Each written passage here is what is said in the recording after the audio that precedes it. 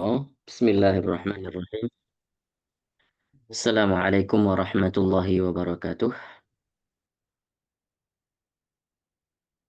Alhamdulillahi rabbil Waalaikumsalam. alamin. Allahumma salli wa sallim wa barik ala sayyidina Muhammadin ibni Abdullah, Mustafa Rasulillah, miftahi babi rahmatillah. Adada ma fi ilmillah, salatan wa salaman daimaini bidawami mulkillah wa ala alihi wa sahbihi wa mawalah amma ba'd. سبحانك لا علم لنا إلا ما علمتنا إنك أنت العليم الحكيم. رب اشرح لي صدري ويسر لي أمري واحلل عقدة من لساني يفقه قولي. قال رسول الله صلى الله عليه وسلم: خيركم من تعلم القرآن وعلمه. وقال في حديث غيره: من سلك طريقا يلتمس به علما سهل الله له به طريقا إلى الجنة، أو كما قال رسول الله صلى الله عليه وسلم. Baik, Alhamdulillah pada pertemuan hari ini insya Allah dengan kesempatan, kudrah dan iradah Allah yang telah Allah berikan kepada kita, kita panjatkan syukur beribu-ribu syukur kepada Allah, dan juga semoga dengan kegiatan kita menjadi sebagai wujud syukur kepada Allah. Salam dan salam kepada baginda Nabi Muhammad sallallahu alaihi wasallam, kepada para sahabatnya, kepada para keluarganya, kepada tabi'at tabi'in dan juga ulama mutaakhirin dan ulama zaman yang dengan jasa-jasa mereka ke syariah Islam itu kafah datang kepada kita, dan juga mereka lah sebagai media perantara untuk menyampaikan ilmu-ilmu tersebut sampai kepada zaman kita sekarang ini. Semoga kita dan dengan mereka semuanya, para ulama salihin dan para salafus salih, dikumpulkan bersama baginda Nabi Sallallahu Alaihi Wasallam nantinya di yaumil akhir. Baik, Alhamdulillah kita lanjutkan, dan Alhamdulillah hari ini koneksinya juga sudah bagus. Ya, kita doakan juga kepada para saudara-saudara kita, sanak saudara kita, dan juga jamaah-jamaah kita mungkin yang tidak hadir, yang sekarang ini dalam keadaan sakit. Kita doakan semoga Allah berikan kesembuhan yang sempurna kepada mereka. Allah bukakan pintu kesembuhan, Allah jadikan kesembuhan mereka kesembuhan yang tidak mendatangkan kemudaratan lagi. Allahumma anta syafi ishfihim ishfi mardahum shifaan la yughadiru saqama. Baik, insyaallah kita lanjutkan. Kita bacakan hadis yang selanjutnya masih di dalam bab fi bukai Rasulullah sallallahu alaihi wasallam. Kita ulangi bab yang kemarin kita bacakan karena mungkin koneksinya kurang baik dan suaranya juga eh, kemarin tidak maksimal. Insyaallah kita lanjutkan kembali di hadis ke-330 kalau tidak salah saya. قال المصنف رحمه الله تعالى ونفعنا به وبعلومه في الدارين آمين يا رب العالمين. حدثنا قتيبة حدثنا جرير عن عطاء بن ابن سعيد عن أبيه عن عبد الله بن عمر قال: انكسفت الشمس يوما على أهدي رسول الله صلى الله عليه وسلم فقام يصلي. Ini hadis diceritakan oleh Abdullah bin Umar yang dimana terjadi gerhana matahari pada saat itu. Pada hari di mana Rasul Shallallahu Alaihi Wasallam juga selesai ditimpa musibah, yaitu kalau di dalam riwayat dikatakan meninggalnya anaknya yang bernama Ibrahim radhiyallahu an. Nah, saat itu terjadi gerhana matahari. Kemudian Nabi Shallallahu Alaihi Wasallam melakukan sholat gerhana. Dan ketika melakukan salat gerhana dikatakan hatta lam yakad yarka'u thumma raka' falam yakad yarfa'u ra'sahu thumma rafa' ra'sahu falam yakad ayyasjuda thumma sajad falam yakad ayyarfa'a ra'sahu faja'ala yanfukhu wa yabki wa yakul. Dan saat itu ketika Nabi Shallallahu alaihi wasallam melaksanakan salat 2 rakaat salat gerhana ini dengan cara rukuknya yang panjang, saking panjangnya seakan-akan itu kepala nggak nongol-nongol, artinya nggak bangun-bangun. Dan kemudian i'tidalnya panjang, kemudian sujudnya panjang, kemudian iftirashnya panjang, sampai semua rukun-rukun yang dijalankan panjang, seakan-akan seperti berdirinya Nabi Shallallahu Alaihi Wasallam di saat rukun ketika berdiri dan membaca ayat yang panjang. Maka saat itu Nabi Shallallahu Alaihi Wasallam terdengar suara tangisannya dan beliau mengatakan, Rabbi alam ta'ibni alla tu'adzibahum wa ana fihim. Ya Rabb, ya Allah, bukankah engkau telah berjanji kepadaku, seandainya aku masih bersama mereka, engkau tidak akan mengazab mereka. Siapa yang didoakan? Mereka yang dimaksud adalah umat-umatnya Nabi Shallallahu Alaihi Wasallam. Karena Nabi Shallallahu Alaihi Wasallam dan juga kepercayaannya orang-orang Quraisy terdahulu, kalau terjadi gerhana matahari itu atau terjadi gerhana bulan, itu adalah bagian daripada tanda-tanda musibah. Adapun tanda musibah juga ada kala tanda rahmat. Jadi kebanyakan mereka menganggap bahwa itu tanda musibah. Misalnya setelah meninggal sanak saudara mereka atau pemuka Quraisy, pemuka kaum mereka yang meninggal, maka terjadi matahari sehingga mereka mempercayai bahwa saat itu adalah tanda-tanda musibah salah satu daripada Allah Subhanahu wa taala. Maka Nabi Shallallahu alaihi wasallam saat itu juga mengatakan, "Ya Rob, engkau tidak akan mengazab mereka selama aku bersama mereka." Dan Nabi memikirkan umatnya saat itu dan menangis di dalam salat kusufnya. Rabbi alam ta'idni alla tu'adzibahum wa hum yastaghfiruna wa nahnu nastaghfiru. Ya Rob, bukankah engkau telah berjanji kepadaku, engkau tidak akan mengazab mereka selama mereka beristighfar. Ya, selama mereka beristighfar, maka tidak akan turun azabmu kepada mereka. Rasul Shallallahu Alaihi Wasallam itu takut karena kalau berkaca kepada riwayat-riwayat cerita-cerita di di riwayat-riwayat umat-umat terdahulu, ya, ketika Nabiullah Nuh, kemudian Nabiullah Musa yang dimana atau Nabi Lut, ya, kaum-kaum Nabi Lut yang diazab yang begitu besar, yang ditimpakan azab, maka Rasul Shallallahu Alaihi Wasallam takut karena turunnya azab Allah kepada umatnya. Maka oleh karena itu Rasul Shallallahu Alaihi Wasallam sering mendoakan umatnya. Dan ada tafsir yang dikatakan salah satu mufassir namanya Fakhruddin Ar-Razi, itu tafsirnya Mafatihul Ghaib. Itu dikatakan ketika berbicara tentang azab Allah, kalau umat-umat terdahulu dikatakan bahwasannya ketika Nabi Nuh mendoakan eh, supaya umat-umat mereka karena kehilangan kesabaran daripada Nabi Nuh sendiri, kemudian didoakan supaya umatnya ditimpakan musibah. Sedangkan Nabi Shallallahu Alaihi Wasallam dengan uswahnya, dengan rahmatnya, dengan kasih sayangnya kepada umatnya, dan Nabi itu menggantikan azab dengan tasbih, menggantikan azab dengan tasbih. Doa azab yang didoakan oleh nabi-nabi terdahulu, maka Nabi Shallallahu Alaihi Wasallam menggantikannya dengan tasbih. Jadi kalau kita lihat bagaimana perlakuan orang-orang Quraisy dulu kepada Nabi Shallallahu Alaihi Wasallam, menjahati mereka, meletakkan kotoran unta di atas pundaknya, terus kemudian diusir ketika berdakwah. Tapi apa yang dikatakan Rasul Shallallahu Alaihi Wasallam? Rasul meminta pertolongan dan meminta ampun kepada mereka.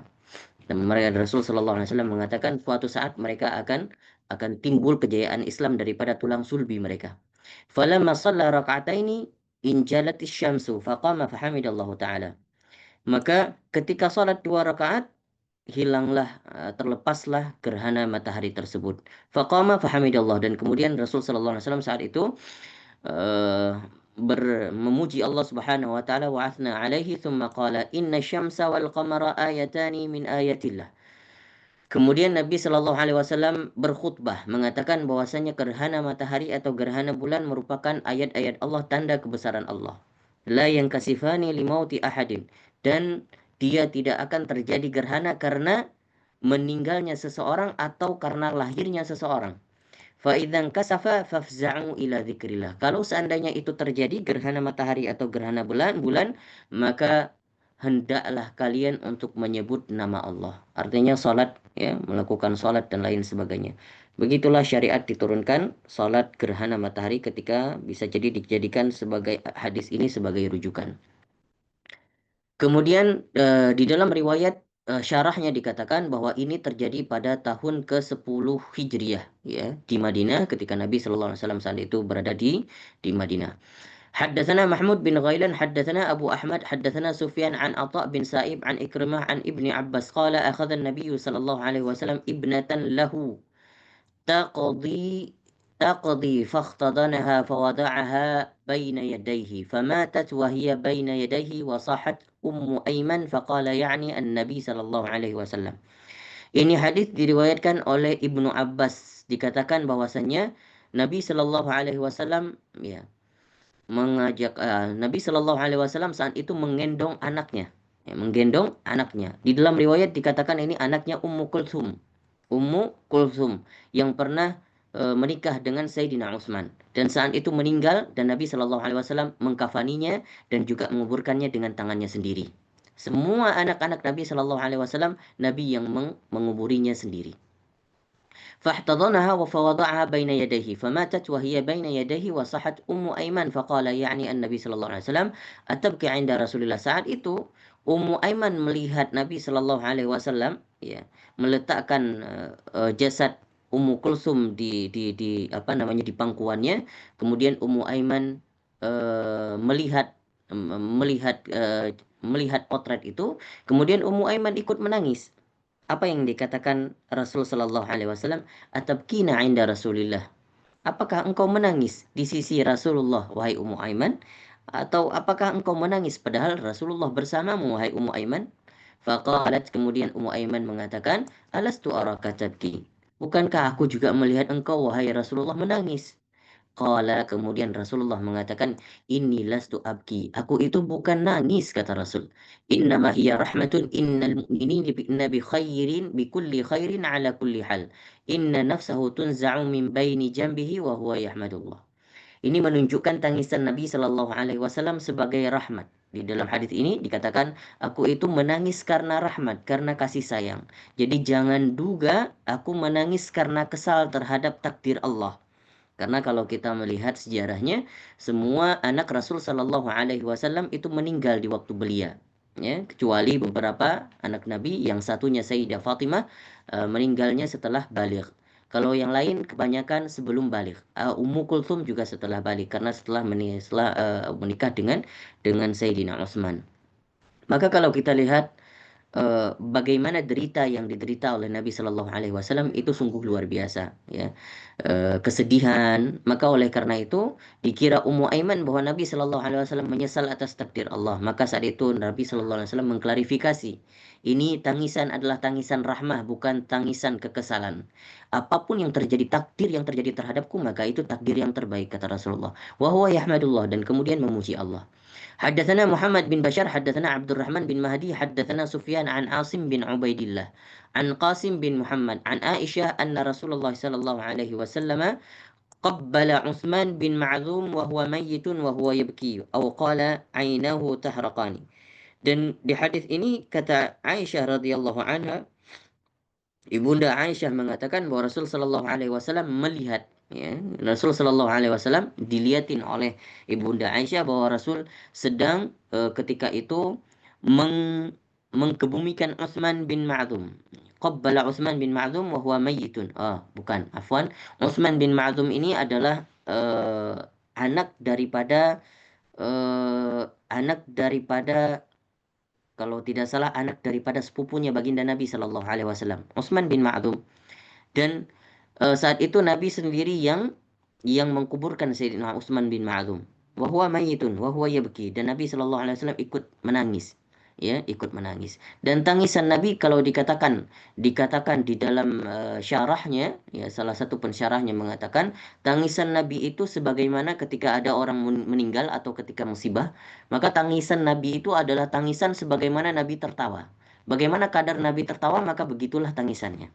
Kalau seandainya kalau kita lihat Nabi itu tertawa seperti hanya tersenyum, maka begitulah kadar daripada tangisan Nabi. Tidak terlalu lebay, ya, tidak terlalu meraung-raung meskipun anaknya sendiri yang meninggal. Ya, sekedar menangis karena sedih, dan sedihnya pun karena rahmat. حدثنا إسحاق بن منصور أخبرنا أبو عمير حدثنا فليح وهو ابن سليمان عن هلال بن علي عن أنس بن مالك قال شهدنا ابنة لرسول الله صلى الله عليه وسلم رسول الله جالس على القبر فرأيت عينيه تدمعان. Ya. Maka saat itu Nabi Shallallahu Alaihi Wasallam ketika meninggal anaknya, ya, dari Anas bin Malik dikatakan Rasul Shallallahu Alaihi Wasallam duduk di atas kuburannya. Faraitu 'ainaihi tadma'ani, dan kemudian aku melihat Nabi sallallahu alaihi wasallam berlinang air matanya. Faqala afikum rajulun lam yuqari fil lailah? Qala Abu Talhah ana. Qala anzil fanazala fi qabriha. Nah, kemudian ketika Nabi Shallallahu Alaihi Wasallam hendak mengkebumikan anaknya, ya, kemudian Nabi Shallallahu Alaihi Wasallam mengatakan, apakah ada di antara kalian, wahai sahabatku, yang tidak berjimak semalam, ya, yang tidak berkumpul dengan istrinya semalam?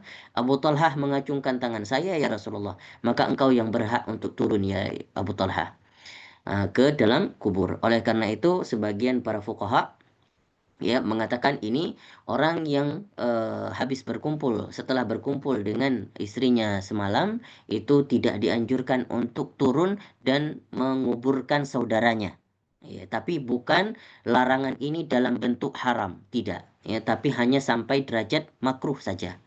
Bahkan ada ulama mengatakan tidak makruh. Ini dari bab afdoliyat, artinya lebih utama. Ya, lebih utama mana? Lebih utama laki-laki yang turun ke kuburan dan menguburkan saudaranya, yaitu laki-laki yang tidak berjima atau berkumpul dengan istrinya semalam. Nah, ini berhadis berkaca daripada hadis ini yang Abu Talhah tidak berjima. Maka itulah pemaparan hadis yang menceritakan tentang bagaimana tangisan baginda Nabi Sallallahu Alaihi Wasallam. Subhanallah, begitu banyak yang kita dapatkan daripada keistimewaan karakter, sempurnanya, kebaikannya, dan uswah yang kita dapatkan daripada sosok figur yang luar biasa baginda Nabi Sallallahu Alaihi Wasallam, sehingga kalau ada yang mengatakan di dalam bait syairnya, ada seorang penyair namanya Ibnu Qabbat kalau nggak salah, itu mengatakan apa? Mahma tafannana wasifuhu bihusnihi yafna zaman wa fihi ma lam yusaf. Dikatakan kalau kita ingin menceritakan, ingin mengungkapkan bagaimana indahnya karakter baginda Nabi, bagaimana sifat mulianya baginda Nabi Sallallahu Alaihi Wasallam. Kalau kita ingin bercerita, kita ingin menulis, habis rasanya zaman ini, ya, bagaimanapun kita bercerita, zaman ini habis, masa ini habis, ya, habis masa sampai kiamat masih ada sifat baginda Nabi yang mulia yang belum diceritakan. Artinya apa? Masih banyak sekali yang belum tersingkap daripada sifat mulia baginda Nabi Sallallahu Alaihi Wasallam. Ada seorang sejarawan, itu namanya kalau tidak salah saya pernah baca buku itu, namanya Abbas Mahmud Al-Aqad, itu seorang alim Mesir, sejarawan Mesir. Dia mengatakan begini, eh, aku pernah bercerita tentang sahabat Ali, Sayyidina Ali. Aku bercerita tentang Sayyidina Abu Bakar. Aku bercerita tentang semua sahabat-sahabat yang lain. Dan dikatakan oleh Abbas ini adalah ketika aku menceritakan kepribadian mereka dan aku mendapatkan kunci keistimewaan kepribadian mereka. Tetapi ketika aku menulis tentang Rasulullah, ketika aku ingin mendapatkan kunci kepribadian Rasulullah, sungguh aku tidak akan mendapatkannya. Kenapa? Karena seakan-akan ketika aku membuka satu kunci aku dapatkan, aku buka pintu, di dalamnya ada kamar-kamar lagi dan ada pintu-pintu lagi. Seakan-akan ketika satu pintu keistimewaan dibuka oleh Abbas Al-Aqad, ya, diceritakan ternyata di dalamnya ada pintu-pintu keistimewaan yang lain daripada sifat mulia baginda Nabi Sallallahu Alaihi Wasallam.